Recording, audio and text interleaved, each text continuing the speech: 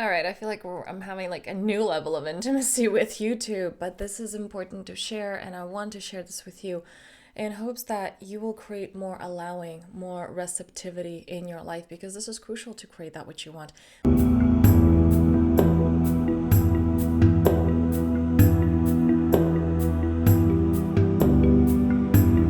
So many people are asking, but they don't actually have the capacity to hold that which they're calling in. And so they're pushing it away. You know, those people that, this may be you, make a certain amount of money and it's like, whoa, and then this unexpected expense comes up. Okay. Or I finally have this relationship and then I have to sabotage and, manifest some conflicts in my family. So, like, all my attention has to be there. So I can't even enjoy this relationship, or friendship or whatever. Same with the body. It's like, oh, I finally hit that target, and then something happens, some like other other aspect of your life, or just you do not have the capacity to hold it in, right? Or you may have all these things on the outside, and everybody's like, oh my God, your life's amazing. And you're like, yeah, I don't feel that, and that outer reality does not match your inner confidence. All right, so this is for you because this is important because it all comes down to trusting life, trusting yourself, because it is a muscle. It is absolutely a muscle to be trained, right? There are some of us that are like, who am I to give this to myself? There are plenty of people that say, making the money or having those successes, but they're like, yeah, I still don't feel it. And I'm still holding back enjoying my life. I'm still holding back giving to myself. And even though they are able to, right? And really, we're all able to, we're all doing that at some level because you're infinite. You can feel good and amazing and fulfilled right now, but why don't you? Why don't you? Why don't you tune into your freedom right now? I recently just did a workshop, a 3-day experience that was free here, 3 Secrets to Everlasting Freedom. And I spoke about the freedom that actually lasts. When you tune into it and you know how to come back to it because you know what real freedom is, it's not in the outer successes, it's not in the relationships, it's not in the money, it's not in the stuff. It's about you and your connection with life, because what you're really after is knowing, oh, life's got me. God's got me. Here's my question to you. And this is a vulnerable one because I myself just shared this in an accountability group and I started crying. I teared up with this, really voicing as I was having these realizations, oh, this is really the thought pattern. This is really what's coming up. And this may be coming up for you. This is why this is fresh and raw and vulnerable, but it's important. Because I don't want more people to be stuck in this, okay? I want more of us to break out of this. Have you watched the movie The Secret? Like, I watched it years and years and years ago when it first came out, right? Like, I was a kid. And one of the things that stood out, I believe it was the guy who wrote Chicken Soup for the Soul. And he said something along the lines of, I'm pretty sure it was him. Again, that was like years ago, but this is what stood out to me, what I remembered. He said that my mentor told me to ask for something like insane so that if I get it, when I get it, I will know that it's manifesting, it's law of attraction, that I made it happen, right? That this really works. And that always stuck with me. Because I know that for years I didn't have that kind of trust in life. I don't want to have it proven to me that I'm worthy or unworthy, because what is the opposite of that? It's like, well, I really want something, and if I really open up my heart and say, okay, this is the thing that matters the most. God, life, universe, give it to me. I want it. Yes, yay, oh my God, I'm totally held by life if I get it, but what happens if I don't? And that's what my inner critic will go into. But what if you don't? What does that mean? It means God hates me. It means life doesn't support me. It means I'm failing. Oh, I feel this right now as I have a tell in my body of like the guidance speaking. I feel that right now. It's like, that is so BS. What happens if I don't get it? So it's easier to not admit what I really want. Or this is what I would do in the past, because what I would first start with, this was years ago, okay? I remember 5 years ago, 5 years, I was doing this practice with my mentor. And we were writing, like, what do you want your life to be like, the different aspects. It was like a whole chart. And as we did that, I just had so much resistance. And I remember going into spiritual bypass and going into, well, if you're judging a homeless person being less than, and if it's worse than having a luxurious house, well, that's judgment. Okay, and that's not spiritual, and that's egoic. And that's holding you stuck because you're seeing one as better than the other. You have preference. Preference is egoic.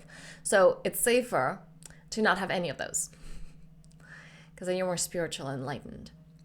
What was really going on in the background, as my ego was saying all of that, is that I was scared to really admit what I wanted. I was scared to even go into the practice fully. So that's why it was easier to say, well, that practice is just crap, okay? It's stupid. And it's egoic, and it's from the mind, and you have preferences, and that's not enlightened enough for me. So I definitely started at this, I don't want to admit it. And then years doing this work consciously and being like, okay, I'm like, it's terrifying, but I'm going to do it anyway. And voicing what I want to my mentors. And I remember even there, it's like using the words that like aren't really giving away what I want. And they're like, we don't get it. Can you be specific? And I'm like, no, this is as far as I'm willing to take it. And taking those little steps at a time. And then I remember voicing something that I really want to a dear friend, which was terrifying. And it was just not because I want it from them, but just like, whoa, I'm standing in that which is really important to me and that which really matters to my heart. So, see where you are at your journey. Maybe you're at this place of just like, okay, I'm just learning to voice it. All right. Maybe to myself in the mirror, then maybe to someone that I can trust. Not how to make it happen, not for them to keep you accountable, which accountability is great, but this is not what I'm talking about here. I'm talking about building the courage of just dreaming. And because that was one of my things, like, okay, if I say it, I have to make it happen. It's like, I don't know how to make it happen, so I don't even want to admit to it, right? I don't know the how. And it's like, here's the next level of that. Can you surrender the how? Because like I said, what I took away as a young kid from watching The Secret was, can you surrender something to life so much that if it happens, like, whoa, life made it happen. I'm supported. This intrigued me, but terrified me. And I kind of pulled back with that one. Because, okay, what does it mean if it doesn't? That means life is not supporting you. And so what I would do is either not voice it at all at the beginning, but once I did start to voice it, what I would do then is making it happen. So let's say I wanted this experience. And then I'll be like, oh, okay, well, let me book it. Oh, okay, well, it's kind of stretched from my budget, but it's okay. I'm sure there are other alternatives. And it would totally work out. And even like financially and whatever, like it would totally work out. There were some synchronicities in place. It was like just perfect, right?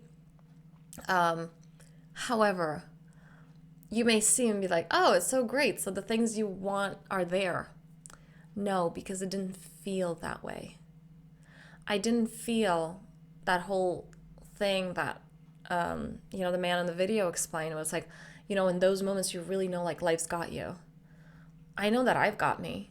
And those were some of the things that I needed to build at that point in my life for sure. It's like, I know that no matter what happens, I've got me. That I have practices in place. This is what I teach people in self-mastery. It's like, how do you know to trust yourself, to be in your integrity? What does that really look like? How can you hold your shadow? This is part of it, right? Not just like, yeah, I can break through anything. Can you hold the part of you that are shameful?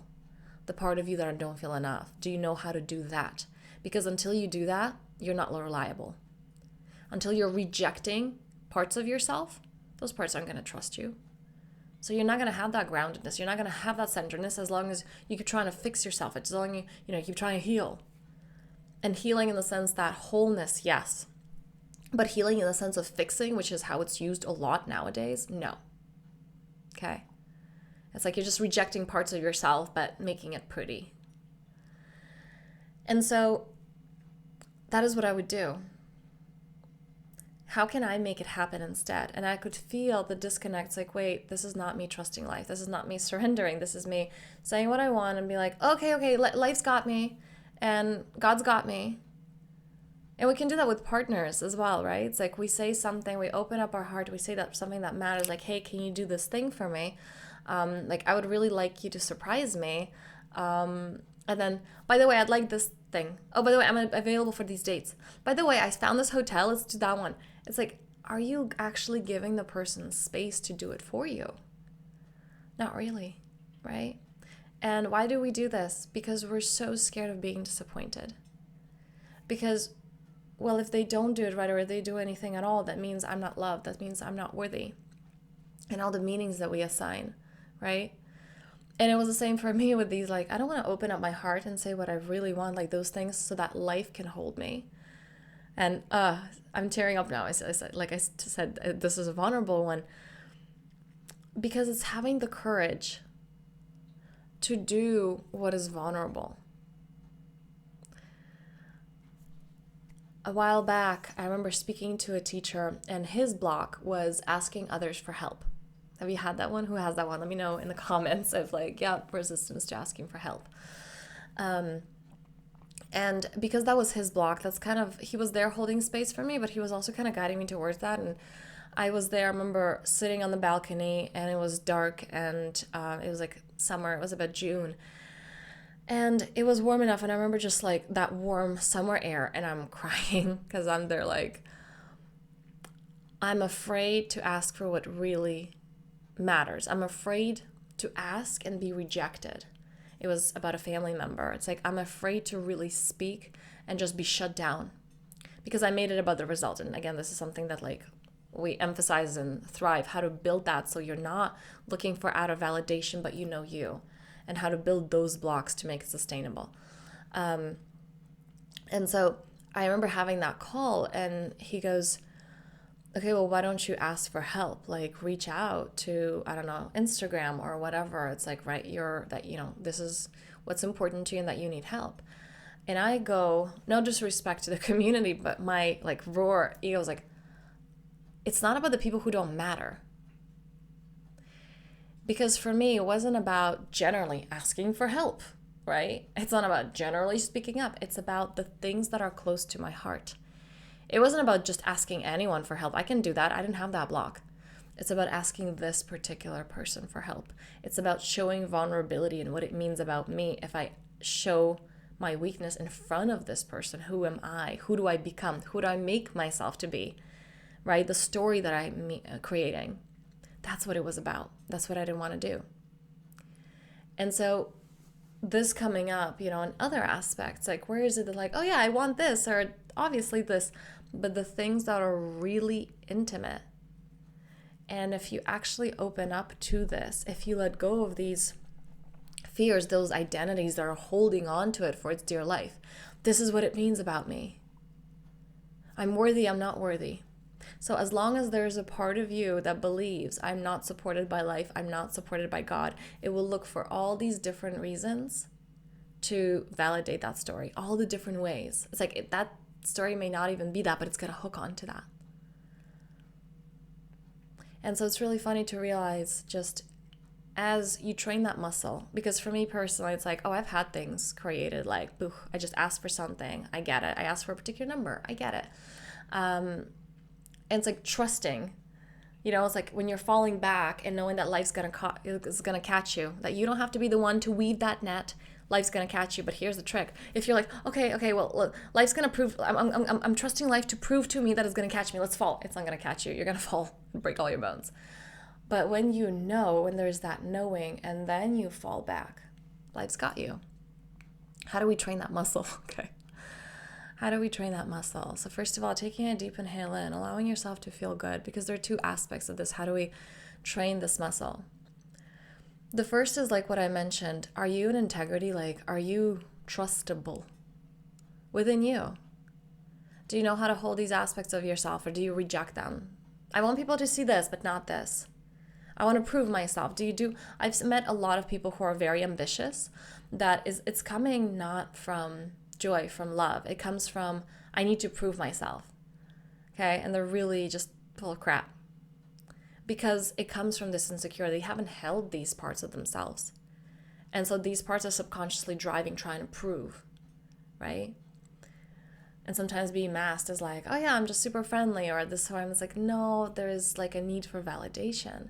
So have you held those parts? Because that's very felt energetically. And then the second part is allowing the joys. Can you allow yourself to breathe deeper? Can you allow yourself to be more comfortable? Can you allow yourself to love more fully? Can you allow yourself to dream more abundantly? Because that's the thing. A lot of us are asking like, oh yeah, I want abundance. Are you creating that in your life? Are you a safe container for abundance? Are you even a container for abundance, right? Or are you going into lack?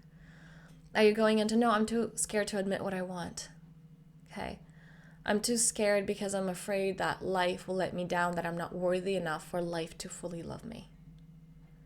Okay. Where is it that you have this anxious relationship with life? And if this is something that you need support with, this is literally the work that I do with my one-on-one clients. And you can get on a free clarity call. There are no strings attached. This is important because in those 30 minutes, I get people to just get at least clear on what they want. Because that's what's important. At least know what is it from your heart. What does your soul want? What is it calling you to? Because so many times I get on these calls, either people don't know what they want, or they tell me like the surface level thing, which is really just the opposite of what they're experiencing. That they're like, I hate this. This is what I want instead, like on the mind level. But the body's not attuned to that. And so it feels like this is never attainable because they think that they're asking what they're not asking for energetically. And this is why we need to tune into what is it that you want energetically. And that is what the free 30-minute clarity calls are for.